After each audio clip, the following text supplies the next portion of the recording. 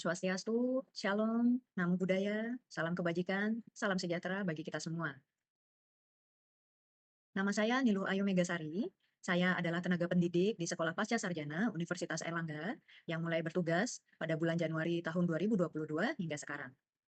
Saya telah menyelesaikan pendidikan doktoral di bidang ilmu kedokteran di Universitas Airlangga pada tahun 2019. Sebagai tenaga pendidik, saya ditugaskan untuk mengampu beberapa mata kuliah, yang mana salah satunya adalah mata kuliah Imunologi Molekuler dengan kode mata kuliah SPS 2480-2015. Mata kuliah ini bersifat wajib bagi mahasiswa semester 2 program studi Magister Imunologi dengan beban studi sebesar 2 SKS. Terdapat dua prasyarat mata kuliah, yakni biomolekuler dan imunobiologi yang ditempuh oleh mahasiswa pada semester pertama. Dalam pelaksanaan pembelajaran mata kuliah imunologi molekuler, saya dan tim pengajar mengacu pada rencana pelaksanaan pembelajaran atau RPP yang telah disusun. Capaian pembelajaran mata kuliah atau CPMK yang ingin dicapai adalah mahasiswa mampu menganalisis respon imun pada tingkat molekuler dan keterkaitannya dengan kondisi patologis, juga mampu mengevaluasi pemeriksaan molekuler dengan tepat. Beberapa topik yang menjadi ruang lingkup pengajaran mata kuliah imunologi molekuler antara lain ekspresi gen, imunitas alami, adaptif, humoral, dan seluler, sistem komplement dan sitokin, toll-like receptors, komunikasi sel dalam imunologi, heat shock proteins atau HSP, apoptosis, hipersensitivitas dan autoimun, defisiensi imunitas, dan pemeriksaan dengan teknik molekuler. Pembelajaran dilakukan dengan sistem sinkronus, baik secara tatap muka maupun tatap maya, dalam bentuk real classroom. Saya mengombinasikan metode pembelajaran berupa ceramah interaktif dengan case-based learning dan active learning. Mengacu pada RPP, penilaian mata kuliah dilakukan dengan beberapa komponen, yakni keaktifan mahasiswa di kelas dalam bentuk diskusi kelompok sebesar 40%, kuis sebesar 30%, tugas mandiri sebesar 5%, dan proyek mahasiswa sebesar 25%. Komponen penilaian tersebut dimuat dalam kontrak perkuliahan dan disampaikan pada pertemuan pertama perkuliahan di awal semester, serta dapat diakses melalui platform Hebat e-Learning Universitas Airlangga. Sebagai bentuk inovasi pembelajaran, khususnya untuk topik heat shock proteins atau HSP, artikel ilmiah karya saya bersama mahasiswa yang terbit pada Jurnal International Trindex Scopus Q1 yang berjudul The Role of Heat Shock Proteins in HIV-1 Pathogenesis, a Systematic Review Investigating its SPs, HIV-1 Correlations and Interactions, digunakan sebagai salah satu case material untuk bahan diskusi sebagai bagian dari active learning, sehingga lebih mudah memahami peranan HSP baik di tingkat penelitian maupun implementasi potensi terapeutiknya. Berikut adalah video rekaman kegiatan pembelajaran untuk mata kuliah Imunologi Molekuler topik heat shock protein yang saya lakukan bersama dengan mahasiswa. Selamat siang Bapak Ibu, terima kasih sudah hadir dalam tatap muka siang ini. Jadi hari ini untuk mata kuliah Imunologi Molekuler, kita tatap muka yang ke-11 dengan topik heat shock protein ya, sudah sesuai dengan kontrak yang disampaikan oleh Prof. Retno selaku PJMK di awal semester. Seperti itu nih Bapak Ibu. Jadi untuk hari ini kita berharap Bapak Ibu mampu menjelaskan ya dan menganalisis peran dari heat shock protein atau HSP ini pada kondisi yang fisiologis maupun yang patologis. Ini yang kita harapkan bisa dicapai Bapak Ibu ya setelah mengikuti kuliah ini. Ya, untuk penilaian sesuai yang sudah disampaikan di kontrak nih Bapak Ibu, hari ini Bapak Ibu akan ada diskusi kelompok. Untuk referensi hari ini akan ada 8 referensi yang kita rangkum dalam mata kuliah ini. Dan untuk referensi ke-8 ini sudah di-share kemana ya Bapak Ibu ya. Jadi ini akan menjadi bahan diskusi kita hari ini. Oke, akan ada 6 poin utama yang saya sampaikan pada mata kuliah ini. Jadi yang pertama sebelum kita mulai, kita akan melihat dulu secara histori seperti apa sih shock protein itu, kemudian definisinya apa, regulasinya seperti apa, klasifikasinya bagaimana, dan bagaimana perannya secara fisiologis dan pada kondisi penyakit seperti itu. Oke, kita akan mulai dari historinya dulu ya Bapak Ibu ya. Apakah Bapak Ibu ada yang pernah melihat gambar ini? Izin menjawab boleh? Oke, monggo Pak Ibu. Untuk gambar ini mungkin yang sejauh yang saya tahu adalah gambar dari lalat buah atau Drosophila melanogaster. Yang biasanya ini merupakan satu objek yang sering dibahas ketika membahas terkait genetika. Mungkin itu. Oke. Ada tanggapan lain Bapak Ibu atau sepakat semua? Oke, jadi sudah tepat sekali ya Pak Iqbal ya. Ini adalah gambar dari lalat buah atau Drosophila melanogaster. Jadi pertama kali heat shock protein itu ditemukan pada lalat buah ini Bapak Ibu. Pada tahun 1962 diidentifikasi oleh Ricossa ya. Ini publikasi beliau. Jadi kalau Bapak Ibu ingin melihat publikasi pertama terkait heat shock protein. Jadi heat shock protein ini pertama kali dikarakterisasi pada Drosophila, baik itu Drosophila melanogaster maupun yang Buschii, sebagai respon terhadap panas. Jadi kenapa namanya heat shock protein? Karena merupakan respon terhadap paparan panas. Seperti itu Bapak Ibu. Nah, apa sih heat shock protein itu? Jadi heat shock protein ini adalah protein, family protein yang sangat konserv ya Bapak Ibu ya. Kenapa sangat konserv? Karena secara struktural heat shock protein ini sangat stabil karena ikatan hidrogennya lebih kuat, internal packingnya lebih bagus, dan kemudian struktur sekunder maupun struktur tersiernya lebih bagus, lebih stabil seperti itu ya Bapak Ibu. Jadi memang lebih tidak rentan terhadap kerusakan dibandingkan dengan protein-protein fisiologis lain dalam tubuh kita terutama ya. Nah sifatnya sebenarnya ubiquitis Bapak Ibu. Jadi pada kondisi normal itu heat shock protein ini ada sekitar 5-10% dari total intracellular protein. Nah, heat shock protein ini ada di prokariot maupun eukariot. Jadi nanti kalau Bapak Ibu membaca paper ya, itu ada heat shock protein di Mycobacterium seperti itu. Bapak Ibu tidak perlu kaget karena tidak hanya di organisme yang kompleks saja ada heat shock protein ini, tapi di organisme yang bersel tunggal pun juga ada heat shock protein. Nah, regulasinya seperti apa? Tadi kan kalau pada level 2 pertama kali ditemukan karena paparan panas ya Bapak Ibu. Kalau menurut kajian Bapak Ibu, mungkin Bapak Ibu sudah pernah membaca, heat shock protein ini kira-kira bisa mengalami upregulasi karena paparan apa lagi Bapak Ibu? Boleh Bapak Ibu diisi pollingnya pada link tersebut. Mungkin sekitar 2 menit ya Bapak Ibu ya.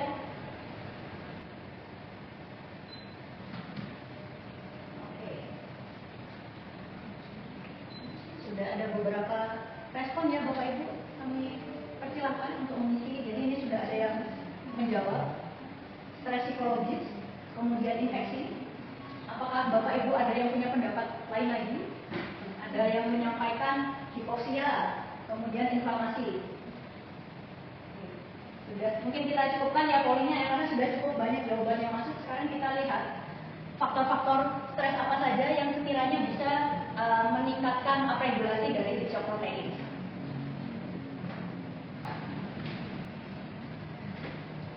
Oke, tepat sekali ya Bapak Ibu ya, tadi ada yang menjawab hipoksia, kemudian ada yang menjawab infeksi, kemudian tadi ada juga yang menyampaikan stres psikologis seperti itu ya Bapak Ibu. Jadi ada berbagai macam stres yang sebenarnya bisa menyebabkan peningkatan regulasi atau upregulasi dari heat shock protein. Jadi termasuk perubahan suhu ya, tidak hanya suhu tinggi, tetapi suhu yang terlalu rendah pun dia juga bisa menyebabkan upregulasi dari heat shock protein. Kemudian ketidakseimbangan oksigen, baik hipoksia maupun hiperoksia, kemudian depresi energi. Jadi kalau misalnya pada kondisi kronis mengalami undernutrition seperti itu, ini bisa menginduksi upregulasi dari heat shock protein. Kemudian ada asidosis dan infeksi virus, ini juga bisa menyebabkan upregulasi dari heat shock protein. Nah, jadi seperti apa sih prosesnya sehingga bisa terjadi upregulasi HSP seperti itu ya Bapak Ibu. Jadi pada kondisi inaktif, HSP ini sebenarnya membentuk kompleks dengan yang kita sebut sebagai HSF atau heat shock factor. Nah, heat shock factor ini adalah faktor transkripsi dari heat shock protein. Ketika ada paparan stres ini, maka kompleks HSP dan HSF akan mengalami disosiasi Bapak Ibu. Sehingga HSF akan dapat mengalami trimerisasi, jadi 3 monomernya ini menjadi satu, bergabung menjadi satu, dan dia akan ditranslokasikan ke dalam nukleus. Ketika HSF ini bertemu dengan heat shock elemen, maka akan dimulai transkripsi dari heat shock protein, sehingga dapat terjadi peningkatan regulasi dari heat shock protein ini ya sebagai respon terhadap stres. Nah, kalau nanti sudah cukup, sudah adekuat responnya, maka heat shock protein dan heat shock factor yang sudah inaktif ini akan membentuk kompleks kembali. Seperti itu Bapak Ibu. Sekarang kita masuk ke klasifikasi Bapak Ibu. Apakah Bapak Ibu ada yang tahu berdasarkan apa sih heat shock protein ini diklasifikasikan seperti itu? Mungkin nanti Bapak Ibu akan mendengar ya KSP 90, KSP 70. Bedanya apa? Apa sih yang dipakai patokan sebagai klasifikasi dari heat shock protein? Jadi punya gambaran? Jadi silakan Bu Nika. Berdasarkan berat molekulnya. Oke, berdasarkan berat molekulnya. Ada pendapat lain Bapak Ibu? Sudah cukup? Setuju? Oke. Cocok ya Bu Nika ya. Jadi tepat sekali heat shock protein ini diklasifikasikan berdasarkan berat molekulnya, berdasarkan kilodaltonnya ya Bapak Ibu kan di semester 1 sudah mendapat mata kuliah terkait protein juga ya, pasti sudah tahu kalau berat molekul itu kilodalton seperti itu. Nah, heat shock protein ini diklasifikasikan berdasarkan berat molekulnya. Jadi ada large heat shock protein, kemudian ada heat shock protein 90, 70, 60, 40 dan small heat shock protein. Jadi nanti kalau Bapak Ibu mendengar HSP 40 berarti berat molekulnya kurang lebih kisaran 40 kilodalton. Nah, ini untuk small heat shock protein ini ada beberapa major members ya Bapak Ibu. Jadi ini kan kita menyebutnya family, kalau family kan punya anggota lagi ya. Jadi ada beberapa member lagi dari heat shock proteins ini. Jadi untuk small heat shock proteins ini atau small HSP ada 10 isomer utamanya Bapak Ibu. Jadi ada 10 isomer utama HSP B1 sampai HSP B10 dan lokasinya ada di beberapa tempat di dalam sel, baik itu di sitosol, mitokondria dan nukleus. Kemudian ada HSP 40. Jadi HSP 40 ini ada 3 isoformnya dan lokasinya berbeda-beda nih Bapak Ibu ya. Jadi untuk DNAJA ini ada di sitosol, kemudian DNAJB ada di mitokondria dan DNAJC ini ada di nukleus. Peran utama dari HSP 40 ini ada sebagai kosepron dari HSP 70. Jadi istilahnya seperti asistennya ya Bapak Ibu ya. HSP 40 ini adalah asisten dari HSP 70. Kemudian ada HSP 60 Bapak Ibu. HSP 60 ini ada 2 major membernya dan lokasinya ada di mitokondria dan di sitosol. Kalau HSP 60 dia bentukannya seperti kaleng Bapak Ibu. Jadi kaleng ini pada kondisi inaktif akan terbuka, tetapi ketika sudah ada klien protein yang masuk, dia akan tertutup. Nah, tutupnya ini adalah small HSP Bapak Ibu. Tutup atau kosekronin dari HSP 60 ini adalah small HSP. Sehingga dalam konformasi yang tertutup ini, protein bisa melakukan folding pada lingkungan yang sesuai, seperti itu. Kemudian ada HSP 70. Jadi HSP 70 ini punya member yang cukup banyak, kurang lebih ada 11 isoform yang tersebar di sitosol, nukleus, retikulum endoplasma dan mitokondria. Dan dia adalah salah satu major HSP yang berperan untuk foldase. Jadi untuk folding protein, baik protein yang rusak ya terutama yang memerlukan refolding, ini adalah peranan dari HSP 70. Dan satu lagi HSP 70 ini punya peranan untuk menentukan nasib protein Bapak Ibu. Jadi kalau ada protein yang rusak, kemudian perlu refolding, maka akan dicoba dulu refolding oleh HSP 70. Kalau tidak bisa akan masuk ke sistem HSP 90. Kalau tidak bisa lagi HSP 70 ini akan memasukkan protein tersebut ke sistem sekwestrasi oleh small heat shock protein. Jadi saling terkait ya Bapak Ibu ya. Kemudian ada HSP 90. Jadi HSP 90 ini seperti HSP 70 ya adalah foldase yang major. Jadi salah satu foldase yang penting. Utamanya untuk sintesis protein de novo Bapak Ibu. Jadi protein yang baru disintesis, jadi asam amino yang baru selesai mengalami translasi di ribosom seperti itu, nanti akan difolding oleh HSP 90. Nah ini adalah family yang terakhir, yang ukurannya paling besar ya Bapak Ibu ya. Kalau tadi ada small heat shock protein, ada large heat shock protein juga. Ada 2 major membersnya, ada HSP 110 dan GRT 170. Bisa ditemukan di sitosol dan retikulum endoplasma. Kemudian peran utamanya adalah sebagai kosepron dari HSP 90, terutama yang HSP 110 ini ya Bapak Ibu. Jadi adalah kosepron dari HSP 90. Peran fisiologis dari heat shock proteins. Jadi tadi pada saat klasifikasi sudah disinggung ya beberapa peran dari heat shock proteins ini.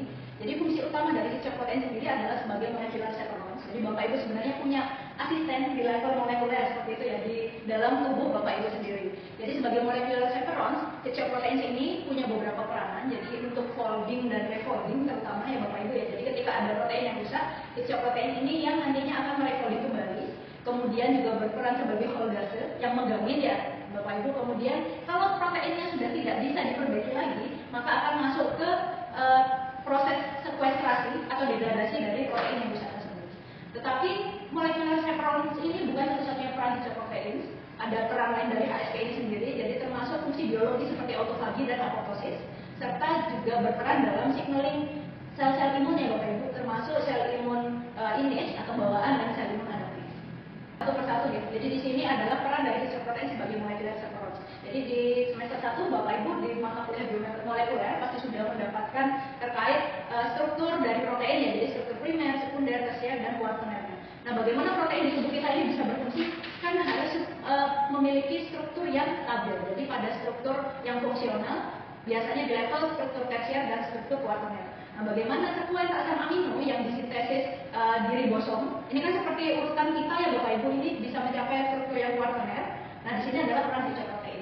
Heat shock protein ini yang nantinya akan melakukan folding sehingga untaian asam amino ini bentuk primernya bisa mencapai bentuk yang lebih stabil di level struktur tersier dan struktur kuartenernya.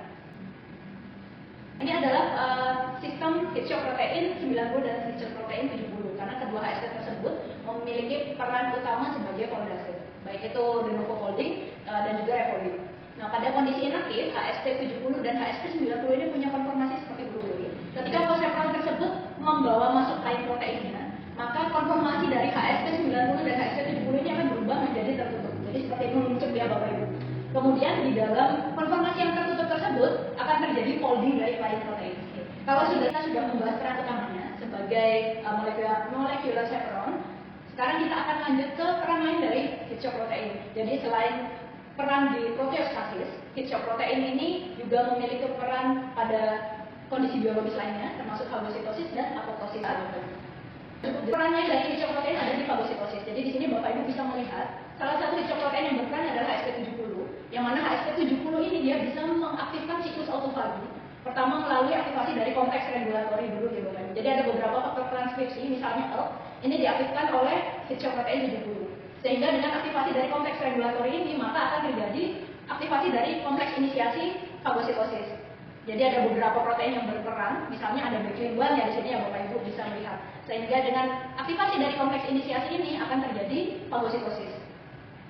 Kemudian untuk apoptosis heat shock protein ini punya dua peranan ya Bapak Ibu sebagai pro-apoptosis dan anti-apoptosis. Di jalur anti-apoptosis ada beberapa heat shock protein seperti HSP70 dan HSP90 yang menghambat protein BAX. Jadi BAX ini adalah salah satu protein yang berperan di jalur apoptosis. Kemudian ada HSP27, jadi ini termasuk sebagai small heat shock protein yang bisa menghambat jalur JAM. Jalur JAM ini kan juga termasuk salah satu jalur apoptosis ya Bapak Ibu.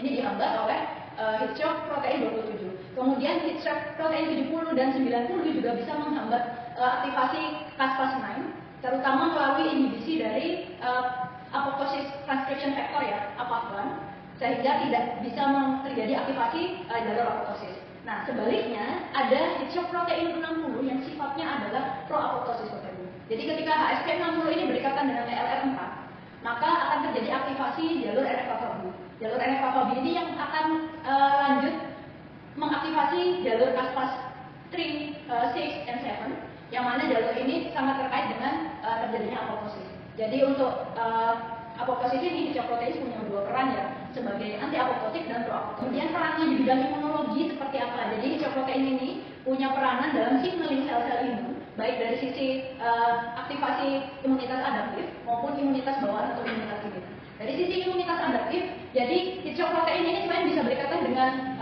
protein lainnya, dia juga bisa berikatan dengan antigen Bapak Ibu. Ketika ada ikatan antara heat shock protein dengan antigen, maka terjadi internalisasi dari antigen tersebut ke dalam profesional APC ya. Sehingga di dalam profesional APC tersebut, misalnya BC, sel dendritik, ini peptida antigennya akan dapat dipresentasikan ke target selnya. Jadi dalam hal ini dipresentasikan melalui MHC kelas 2. Pasti yang teraktivasi adalah jalur sel limfositis CD4. Nah, selain melalui MHC kelas 2, peptida antigen ini bisa di cross presentation melalui badan Golgi sehingga bisa dipresentasikan melalui MHC kelas 1. Nah, yang teraktivasi pasti adalah sel limfositis CD8. Selain itu, heat shock protein ini juga bisa mengaktifkan jalur imunitas bawaan ya Bapak Ibu ya. Jadi ketika ada sel imun innate, yang misalnya di sini, jadi ketika ada heat shock protein yang berikatan dengan signaling receptorsnya, maka terjadi aktivasi dari NF-κB. Nah, aktivasi dari NF-κB pada sel-sel imun akan menyebabkan aktivasi dari sel imun tersebut ya Bapak Ibu ya. Jadi selain aktivasi, kemudian maturasi dari sel imunnya juga terjadi pelepasan mediator inflamasi, termasuk sitokin dan kemokin. Misalnya IL-2 yang sangat terkait dengan aktivasi sel-sel imun, kemudian juga ada pelepasan kemokin, misalnya MCP1 yang berperan untuk rekrutmen dari monosit. Oke, tadi kita sudah melihat peran fisiologis dari heat shock protein.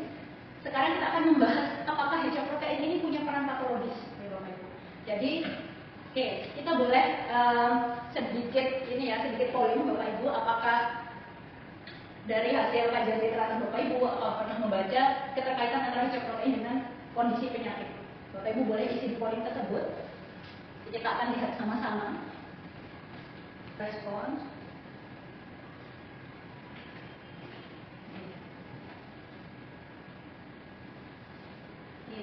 Menarik ya Bapak Ibu ya. Ada yang mengaitkan dengan penyakit infeksi dan ada yang mengaitkan dengan penyakit tidak menular ya.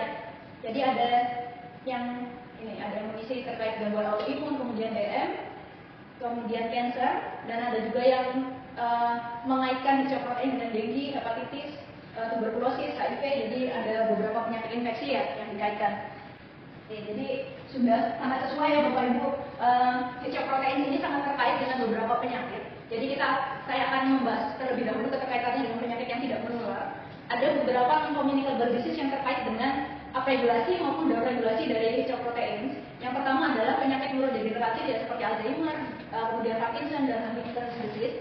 Jadi akumulasi akibat protein-protein yang misfolded karena kurangnya upregulasi dari hijau protein diperkirakan terkait dengan penyakit neurodegeneratif seperti itu Bapak Ibu. Kemudian pada kanker di sini nampak adanya keterlibatan hijau protein 90. Jadi tadi kan kita melihat HSP90 ini punya peran fisiologis sebagai anti-apoptosis. Tetapi pada kondisi kanker ternyata dia lebih merugikan hostnya karena sel-sel yang mengalami keganasan dalam tubuh host tersebut malah tidak bisa mengalami apoptosis karena terjadi upregulasi dari HSP90. Jadi pada individu yang mengalami kanker HSP90 ini upregulasinya cenderung merugikan. Kemudian pada kondisi aterosklerosis ada dua HSP yang teridentifikasi, jadi HSP70 dan HSP60. Ini ekspresinya dikaitkan dengan peningkatan severitas dari aterosklerosis. Kemudian DM tipe 2 ya Bapak Ibu, HSP70 ketika ekspresinya menurun, ternyata sensitivitas insulinnya juga ikut menurun. Nah, kemudian ada satu gangguan autoimun di sini, MS, multiple sclerosis, yang mana HSP70 itu diperkirakan sebagai salah satu autoantigen potensial yang terkait dengan kejadian MS tersebut. Nah, kemudian tadi Bapak Ibu kan ada yang juga menyampaikan keterkaitan HSP dengan infeksi ya. Ternyata HSP ini juga teridentifikasi pada beberapa penyakit infeksi ya Bapak Ibu. Jadi untuk infeksinya ada yang viral maupun yang akibat bakteri. Tadi ada yang menulis TB, ya, tepat sekali ya Bapak Ibu. Jadi HSP ini dikaitkan dengan peningkatan resiko infeksi ataupun peningkatan titer, peningkatan replikasi dari patogen. Jadi ada beberapa patogen seperti hepatitis B, kemudian influenza, kemudian tuberkulosis. Ini ternyata ada keterkaitan antara upregulasi hijau protein dengan patogen-patogen tersebut. Nah, untuk mendalami terkait peran patologis dari hijau protein dengan infeksi ya, dalam hal ini adalah infeksi HIV-1 Bapak Ibu, kita akan mendiskusikan. Kemarin Bapak Ibu kan sudah mendapatkan link paper yang akan kita diskusikan hari ini. Jadi paper ini adalah hasil karya saya bersama kakak tingkat lanjutan. Di sini kami mengidentifikasi peran HSP pada patogenesis infeksi HIV khususnya tipe 1. Di sini kami berharap Bapak Ibu bisa mengidentifikasi peran HSP tersebut ya. Ada 3 hal yang kami harapkan Bapak Ibu bisa identifikasi. Jadi yang pertama adalah famili HSP apa yang dia berperan, kemudian perannya seperti apa, dan sekiranya arah pengembangan imunoterapi terkait hijau protein ini seperti apa untuk infeksi HIV-1. Karena kan sekarang kita menghadapi resistensi antiretroviral, kita tidak tahu apakah 10 tahun ke depan ARV yang ada dan digunakan sekarang masih tetap bisa mensupresi replikasi dari HIV. Baik. Mungkin kita bagi 2 kelompok ya, boleh Bapak Ibu yang di depan, jadi satu kelompok Pak Iqbal, Bu Nia dan Bu Pipin, kemudian yang di belakang Bu Fisa dan Bu Silvi. Kita diskusi selama 15 menit ya Bapak Ibu, kemudian nanti saya harapkan masing-masing perwakilan kelompok bisa menyampaikan hasil diskusinya. Saya yakin kemarin Bapak Ibu sudah membaca, jadi mungkin lebih cepat ya hari ini diskusinya. Untuk hasil diskusinya bisa dimasukkan ke dalam link ini ya Bapak Ibu, sambil di scan, kemudian masing-masing kelompok isi hasil diskusinya pada link tersebut. Setelah ini akan kita tampilkan ya sambil disampaikan hasil diskusinya.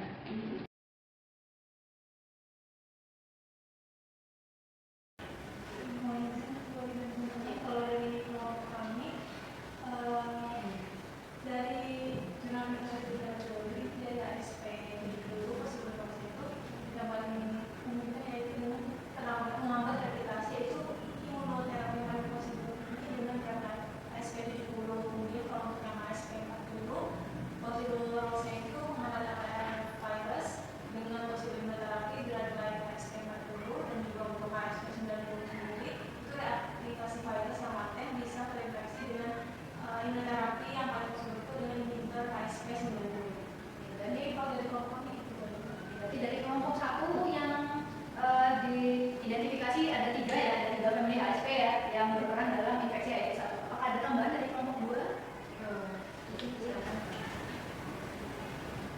Mohon izin menambahkan dari kelompok 2 ya Bu. Jadi selain HSP yang telah disebutkan oleh umumnya.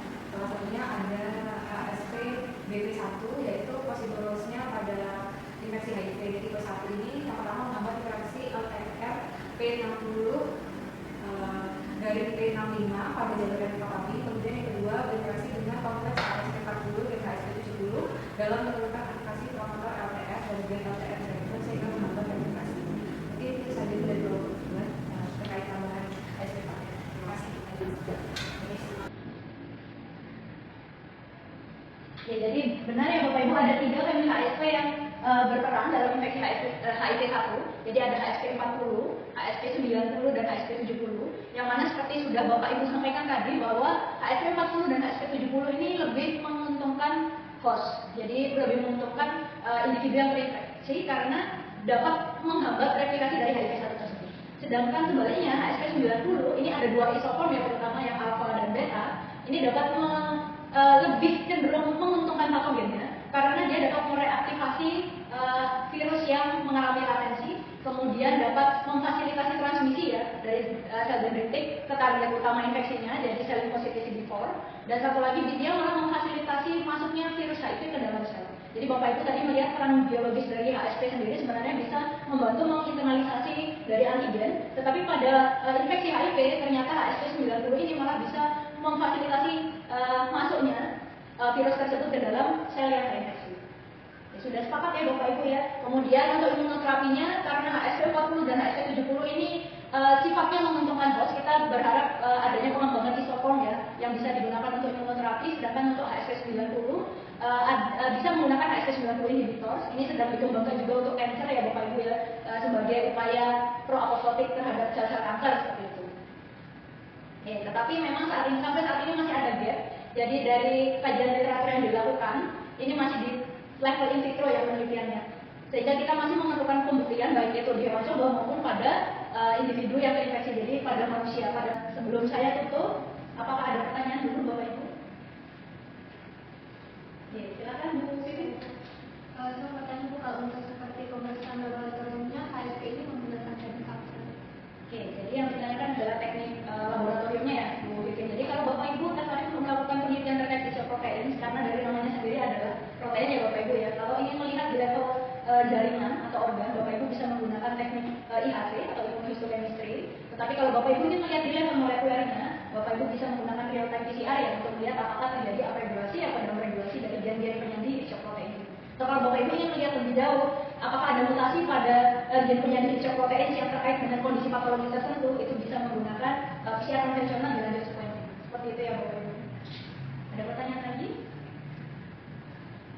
Sudah cukup Bapak Ibu? Ya, terima kasih banyak atas perhatian yang diberikan oleh Bapak Ibu. Semoga materinya bermanfaat. Saya izin menutup tatap muka kita siang hari ini. Selamat siang dan selamat beraktivitas kembali. Demikianlah sekilas rekaman kegiatan pembelajaran yang saya lakukan bersama mahasiswa pada mata kuliah Imunologi Molekuler.